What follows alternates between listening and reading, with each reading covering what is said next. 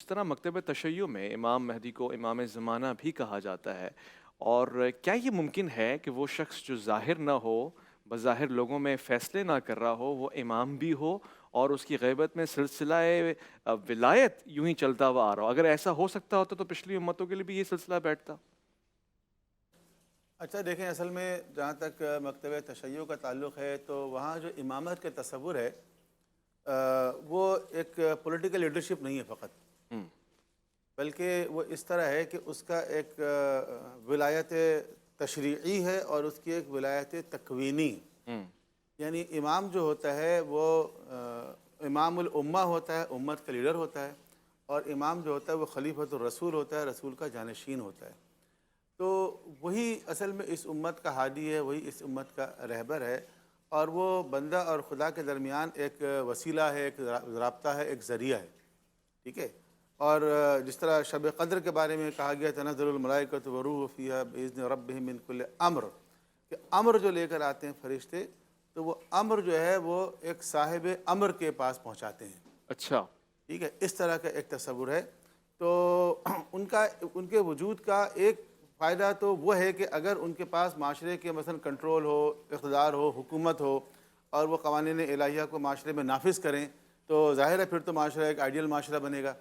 ठीक है, लेकिन अगर इसका मौका ना हो, फिर भी इस ज़मीन पर हुज्जत खुदा जो है वही हैं और एक तकवीनी हैसियत उनकी हासिल है।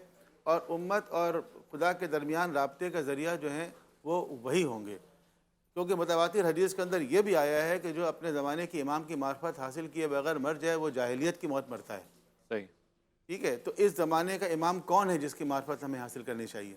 ठीक है। ये सवाल आप अगर पूछें किसी से कि भाई कौन है वो इमाम, कि उसकी मार्फत अगर आप हासिल नहीं करेंगे, कि मौजूदा हुक्मरान हमारे वो इमाम हैं, जो मौजूदा सदर हैं, वज़ीर आज़म हैं, जो भी मुसलमान ममालिक पर जो हुक्मरान मुसल्लत हैं, तो क्या ये वो हैं जिनकी मार्फत हमें हासिल करनी है, हुँ, या कोई और इमाम है हुँ, कि जिनकी मार्फत हासिल किए बगैर अगर इंसान मर जाए तो जाहिलियत की मौत मरता है? हुँ, तो वो जो तस्वुर है इमामत का, उसके मुताबिक इमाम का जो वजूद है वो ज़रूरी है, वो गायब हो या हाज़िर।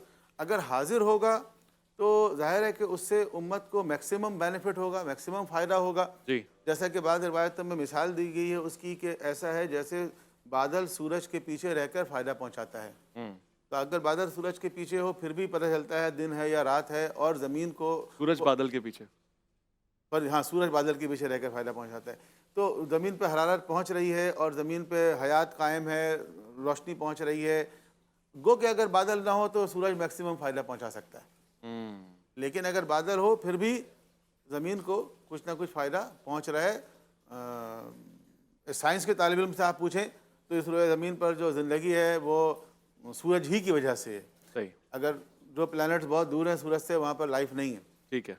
तो इस तरह जो है वो बेशक गैबत में वो रहें, लेकिन उनके वजूद से उम्मत को फ़ायदा पहुँच वो तकवीनी फ़ायदा जो है वो ठीक है। पहुँचता रहे।